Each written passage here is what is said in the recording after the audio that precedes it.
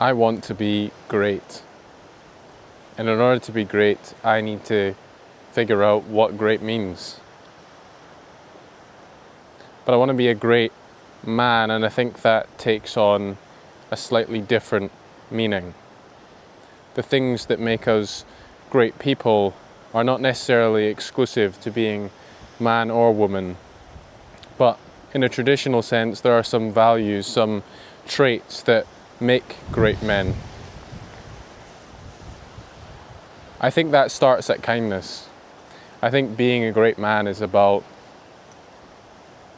looking at other people with an eye of kindness. It's about the kind smile, the warmth in your eyes. You don't have to look down on people around you or lead by fear or dominate, need to control everything. It's a kinder eye, a softer approach that makes great men. There's a discourse emerging online. It tells you what you need to be a great man, and they sell you on these very extreme ideals of what masculinity looks like, of, you know, muscles and steroids and misogyny and success through pulling other people down. They're calling it the grift economy. That's what it is. I don't think that's what it means to be great. And I think the fact that that's where everyone thinks greatness lies, or at least that's where the narrative is pointing, is precisely what makes those that approach life with kindness great. Because they cut against that curve. They say, you know, you're trying to push me in whatever direction you think you want me to go, but I'll be kind nonetheless. I think there's greatness there. I think there's a sacrifice there too, and I think being great is about sacrifice. It's about letting others through before you, doing things for others, seeing no direct benefit in return, not expecting something in return, not a transaction, not something to hold over someone else's head. It's not leverage. Sacrifice is about doing things because it's right to do those things. There's some Kipling quote out there about sacrifice being, or the meaning of a great man being, planting trees, the shade of which you'll never see. Now, I'm probably butchering that quote, but I think that touches, well, it hits the nail on the head. Sacrifice, knowing that you will never see praise maybe, or never see the fruits of what you have done, that makes great men.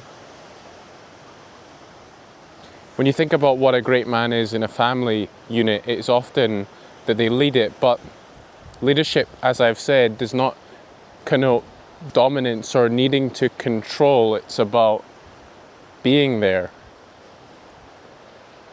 It's about providing. You know, I think there is absolutely legitimacy in the traditional view that a man should provide for his household, because a man should, and so should a woman, if that is the makeup of the household. Providing is part of being a great man, I think. But it's not about material things. Providing isn't giving your kids the next flashy new bit of kit, bit of tech, a bit of fashion.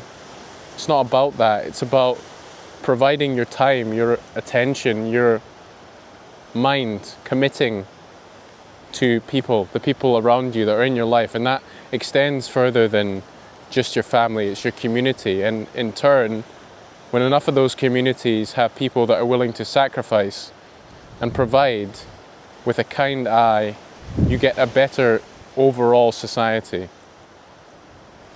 Sum of the constituent parts. I think vulnerability is the hardest part of being a great man. It's, and I've touched on this in other videos, it's being able to be completely yourself, which is so scary because you're accountable.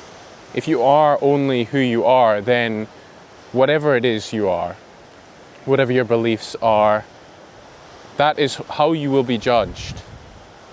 That accountability is scary. You don't want to be in the position where people could attack the most intimate aspects of who you are. Vulnerability then, and the fact that it's so scarce to come by in your day-to-day life, is what I think makes a great man.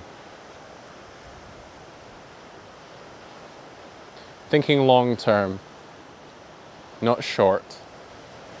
Playing the long game. Allowing things to grow and take their course, being patient. I think those make great men. There's another quote, and I was going to do a different video about this, but it's right here. It's about, if you were to draw an analogy to what sort of tree you would want to be, what sort of plant you would want to be, you would look at an oak, and as it grows, it's great and grand and it's massive, it takes up so much space. But if a storm comes, like a storm has come today, that oak will stand with all its might, with all its strength against the force of the storm, and at the end of the day the oak will fall because it's too rigid to bend, to be flexible, to move with the environment around it. Bamboo is not like that. The bamboo might be battered into the floor, but it will grow back up again. I think great men need to be more like bamboo, not so rigid, not so posturous, needing to control the space around them, being flexible, fitting and committing, facilitating. I think those make great men. I'm not a great man yet, but I want to be. And I think identifying what you think great men are like allows you to see that path. I see that path. But it's a long way to go, and role models are at a premium nowadays. I talked about that narrative. It makes the world around you seem like such an isolating place, like perhaps you're the only one that thinks this way. But it's not true. Great men are where you least expect to find them. They might be your coach or a teacher or a friend. They might not have a luxury super yacht or a mansion in a tax haven, but greatness is not about material things.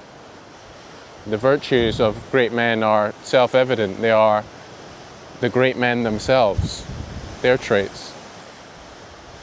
So if you're struggling to find them and you know you want to be like them, just look around.